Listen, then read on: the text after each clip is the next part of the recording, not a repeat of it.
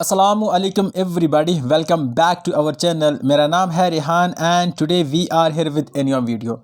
तो गाइज आज हम क्या करने जा रहे हैं, आज से हम करेंगे क्लास 10 जो सोशल साइंस है उसके हम यहाँ पे सिंपल पेपर डिस्कस करेंगे। ठीक है, हमारा टारगेट रहने वाला है क्लास 10 और सेशन की बात करें तो यह है 2023 के लिए। एंड आपको पता है कि सीबीएसई की यहाँ पे बात हो रही है तो उसके जो पेपर हैं वो उनके सर पे हैं। तो आज हम यहाँ पे सोशल साइंस के सिंपल पेपर को डिस्कस करेंगे और यहाँ पे आपको साथ साथ में मैं आपको सोल्यूशन भी प्रोवाइड करूँगा।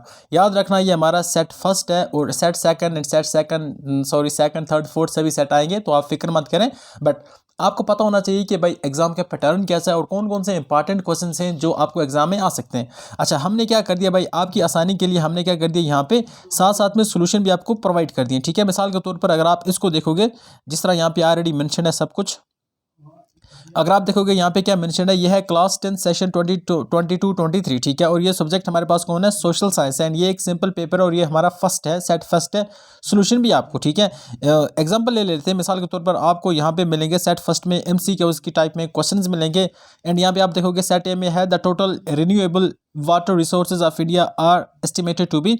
तो इसके आंसर आपको कहाँ पे मिलेंगे, ठीक है ना। जब आप इस वीडियो को या इस जो आपके पास ये जो पीडीएफ है इसको जब आप स्क्रॉल डाउन करेंगे तो यहाँ पे आपको क्या मिल जाएंगे, इसके सोल्यूशन भी मिल जाएंगे। चलो मैं स्क्रॉल डाउन करता हूँ इसको। तो यहाँ पे मैंने स्क्रॉल डाउन किया एंड यहाँ पे आप देख सकते हैं सोल्यूशन ऑलरेडी आपको मिले। ठीक है, ये सेशन ए के हैं। अब देखते हैं इसमें जो सेशन ए है, बी है, सी है, डी है, जो भी है उसमें किस तरह के क्वेश्चंस आते हैं और उनकी जो वेटेज होती है, मतलब उसके मार्क्स कितने होते हैं। क्वेश्चन नंबर फर्स्ट के जिसका आंसर यहाँ पे डी है, मैं आपको यहाँ पे जब मैं ऊपर प्रैक्टिस कराऊंगा आपको मैं अच्छी तरह से बताऊंगा। बट अगर आप रेफर करना चाहते हैं तो आपके लिए ये सोल्यूशन मैं आपको प्रोवाइड कर दूंगा। ठीक है, तो हम फर्स्ट पेज पे चलते हैं और वहां से हम अपनी जर्नी को स्टार्ट करते हैं। ऑलराइट, तो चलिए आप करते हैं यहाँ से हम अपनी जर्नी स्टार्ट। अच्छा, अगर देख लेते हैं तो पेपर का ब्रेकअप क्या है, इसमें जो मैक्सिमम मार्क्स है आपको 80 मार्क्स टोटल रहने वाले हैं। ठीक है, एंड आपके पास जो टाइम है वो आपके पास टोटल है 3 आवर्स। एंड इसके बाद सबसे पहले आप क्या पढ़ेंगे, जनरल इंट्रोडक्शन पढ़ेंगे। यस, ये होती है इंस्ट्रक्शन, सॉरी ये क्या होती है, जनरल इंस्ट्रक्शन होती है। पहले हम पढ़ लेते हैं। अगर हम देखें तो इसमें टोटल हमें कितने मिलेंगे, एफ सेक्शन तक मिलेगा, मतलब 6 सेक्शन हमें मिलेंगे। एंड इसमें क्या क्या होता है इसको भी अच्छी तरह से एक बार देख लेते हैं। अगर सेक्शन ए की बात करें, सेक्शन ए में क्या होता है, आपको क्वेश्चन पूछे जाएंगे 1 से लेकर 20 तक और ये होंगे एमसीक्यू की फॉर्मेट में। आपको पता है जो एमसीक्यू होते हैं तो वो 1 मार्क्स के होते हैं। सिर्फ ये पेपर इसकी जो इंस्ट्रक्शन है वो मैं आपको यहाँ पे सॉल्व कराऊंगा, बाकी हम सीधा क्वेश्चन पे जंप करेंगे, उसमें हम ये नहीं पढ़ेंगे। सेक्शन बी की बात करें तो वहाँ पे 21 से 24 तक होंगे और वो जो मार्क्स कैरी करेंगे वो कितने करने वाले हैं आपके, वो 2 मार्क्स कैरी करने वाले हैं। सेक्शन सी की बात करें तो ये 25 से 29 तक होंगे, मतलब क्वेश्चन नंबर 25 से 29 तक होंगे और इसमें जो मार्क्स होंगे वो 3 मार्क्स कैरी करेगा। उसके बाद सेक्शन डी की अगर हम बात करें तो वो 30 से 33 तक होगा, तो इसमें अगर हम मार्क्स देखें तो ये 5 मार्क्स होगा। उसके बाद अगर हम देखें सेक्शन ई की बात करें तो ये 34 से 36 अप टू 36 एंड इसमें जो मार्क्स होंगे वो 4 मार्क्स होगा। क्वेश्चन 34 से 36 एंड मार्क्स जो होंगे वो 4 मार्क्स होंगे। एंड सेक्शन एफ की बात करें तो ये 37 क्वेश्चन होगा और इसमें जो मार्क्स होंगे इसमें भी 5 मार्क्स होंगे और इसमें 37A 37B तरह के क्वेश्चन आपको दिए जाएंगे। आगे बढ़ते हैं, आगे यहाँ पे क्या कहते हैं, और यहाँ पे एक मैसेज देखोगे, there is no overall choice in the questions paper. Overall choice नहीं मिलेगी आपको, हाउएवर इन इंटरनल, मतलब क्वेश्चन जो होंगे सेक्शन में इंटरनल आपको वहाँ पे चॉइस मिल जाएगी एंड वहाँ पे आप इसको प्रोवाइड कर सकते हैं, मतलब उसको यूटिलाइज कर सकते हैं। ठीक है ना।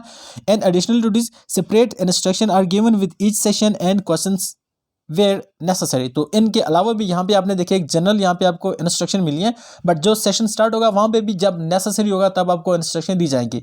अच्छा, ये था मैंने पहली बार पढ़ा, हमारा सेट फर्स्ट था इसलिए मैंने पढ़ दिया। अब हमारे जो सेट सेकंड थर्ड फोर्थ आएंगे उसमें हम ये नहीं पढ़ने वाले, सीधे क्वेश्चन पे जंप करेंगे। तो चलिए आज हम इसी के साथ जंप करते हैं क्वेश्चन नंबर फर्स्ट के ऊपर या सेशन फर्स्ट के ऊपर।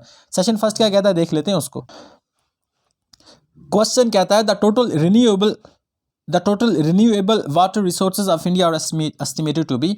तो कहता है जो इंडिया का रिन्यूएबल वाटर है वो कितना है। यहाँ पे आपको 4 ऑप्शन है, तो इसका राइट ऑप्शन जो क्या आएगा वो आएगा 1897 स्क्वायर किलोमीटर पर एनम, मतलब एक साल में हमें इतना वाटर यहाँ पे मिल जाता जो है एक रिन्यूएबल एनर्जी की फॉर्मेट में। क्वेश्चन नंबर 2 देख लेते हैं, 2 क्या कहता है, question number second, who wrote the book small is beautiful. अच्छा, एक बुक है जिसका नाम है स्मॉल इज ब्यूटीफुल, जिसका ये टाइटल है। एंड इस बुक को किसने लिखा था, आप जल्दी से इसका आंसर बताएं। आपके पास ऑप्शन ए आता है गांधी जी, ऑप्शन बी आ जाता है सचू मचर, ऑप्शन सी आ जाता है हिटलर एंड ऑप्शन जी आता है जवाहरलाल नेहरू। तो इसका राइट आंसर आ जाएगा ऑप्शन बी आ जाएगा। इतना होगा क्लियर। एमसीक्यूज के फॉर्मेट में ये जो 20 क्वेश्चन हो गए हम सभी यहाँ पे करेंगे, बाकी मैं आपको जनरल आइडिया दे दूंगा। ठीक है, arrange the following in A correct sequence. जो आपको नीचे 4 ऑप्शन है इसको आपको क्या करना है, करेक्ट सीक्वेंस में अरेंज करना है। क्या कहता है, अगर पहले देखें तो कहता है ब्लास्ट फर्नेस, उसके बाद transport of raw material from plant, और उसके बाद कहता है शिपिंग मेटल, एंड उसके बाद कहता है पिग आयरन। अच्छा, इसको आप नजर लगाओ और बताओ इसका राइट आंसर क्या आ जाएगा। ठीक है, अगर हम देखें तो सबसे पहले क्या होता है भाई, हमें सबसे पहले करना होता है ट्रांसपोर्ट करना होता है। क्या करना होता है? ट्रांसपोर्ट ऑफ रॉ मटेरियल करना होता है। यहाँ पे मैं मार्क कर दूंगा, सबसे पहले हम क्या करेंगे? ट्रांसपोर्ट ऑफ रॉ मटेरियल करेंगे। उसके बाद हम करेंगे ब्लास्ट फर्नेस करेंगे। ओके, तीसरे अगर हम देखें तो चौथे पॉइंट पे क्या करेंगे? पिग आयरन करेंगे, और पांचवें नंबर पे हम करेंगे शेपिंग ऑफ मेटल, जो हमारा फाइनल निकल आएगा। तो अगर हम यहाँ पे देखें तो हमारा ऑप्शन बी यहाँ पे राइट आ जाता है। ऑप्शन बी को आप क्या करोगे? यहाँ पे टिक करके आगे बढ़ जाएंगे। क्वेश्चन नंबर 5 क्या कहता है? Arrange the following in the correct sequence. अच्छा, आगे यहाँ पे जो क्वेश्चंस हैं, इसको जो कुछ मतलब दिए गए हैं, कुछ इंपॉर्टेंट पॉइंट्स दिए गए हैं, 4 पॉइंट से आपको इसको लॉजिकल ऑर्डर में ये करेक्ट सीक्वेंस में क्या करना है? आपको अरेंज करना है। ठीक है, क्या कहता है देख लेते हैं। Revolt against economic hardship, option A Napoleon invade Italy, option second, और थर्ड क्या कहता है? Slav nationalism gather force in Habsburg and Ottoman empire, and option जो डी है हमारे पास वो कहता है ग्रीक स्ट्रगल फॉर इंडिपेंडेंस। तो जल्दी से बताएं, जो हमारे पास क्वेश्चन नंबर 4 है उसका आंसर क्या आ जाएगा? अगर हम देखें तो इसमें जो पहले नंबर पे आता है वो आता है हमारा नेपोलियन इन्वेड इटली। ठीक है, ये पहले होता है, ये इवेंट पहले होता है। उसके बाद अगर हम देखें तो सेकंड इवेंट जो हमारे पास होता है वो होता है रिवोल्ट अगेंस्ट इकोनॉमिक हार्डशिप। ठीक है, तीसरे नंबर पे अगर हम देखें तो तीसरे नंबर पे हमारे पास क्या होता है भाई? वो होता है Greek struggle for independence, and चौथे नंबर पे ऑफकोर्स ये आएगा। तो इसमें हमारा जो राइट ऑप्शन आ जाएगा वो राइट ऑप्शन क्या आ जाएगा? जल्दी से बताओ, राइट ऑप्शन आ जाएगा सी। आप सी को टिक करके आएंगे। आगे चलते हैं नेक्स्ट क्वेश्चन के ऊपर।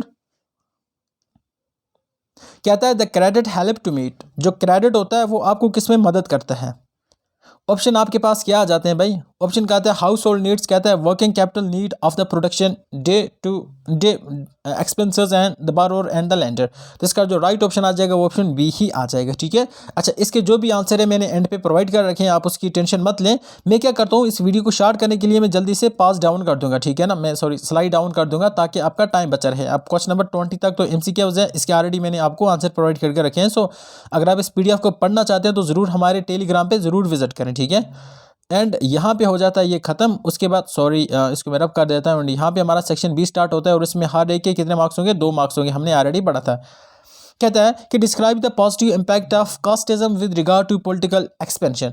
कहता है जो पॉलिटिकल एक्सपेंशन होता है ना, एक पर्टिकुलर जो पॉलिटिकल पार्टी होती है उसकी जो आइडियोलॉजी एक्सपेंड होती है वो कास्ट बेस्ड के जो कास्टिज्म के बेस्ड पे होता है। तो आप बताओ उसके क्या क्या पॉजिटिव इम्पैक्ट हैं, आपको ये करना है, एक्सप्लेन करना है। ठीक है, क्वेश्चन नंबर 2 कहता है एक्सप्लेन द फॉलोइंग। ऑप्शन आता है G77 और आता है ग्रेट डिप्रेशन ऑफ 1927। ठीक है ना, अच्छा, आपको पता है ग्रेट डिप्रेशन ऑफ 1927 ये USA में आया था, एंड इसने पूरी वर्ल्ड की जो इकनॉमी थी ना उसकी बुरी हालत कर दी थी। तो आपने अच्छी तरह से पढ़ा होगा एंड आप इसका आंसर कर पाएंगे। ठीक है, हम अगले क्वेश्चन पे चलते हैं। तो अगले क्वेश्चन देख लेते हैं, अगले क्वेश्चन किस तरह के हैं। क्वेश्चन नंबर 23 को 4 पे आ जाते हैं। Explain any 2 factor which enable globalisation in India. ठीक है ना, तो हमें 2 फैक्टर बताने जिसकी वजह से ग्लोबलाइजेशन इंडिया के अंदर हो चुकी है। ठीक है, क्या क्या फैक्टर आ जाते हैं?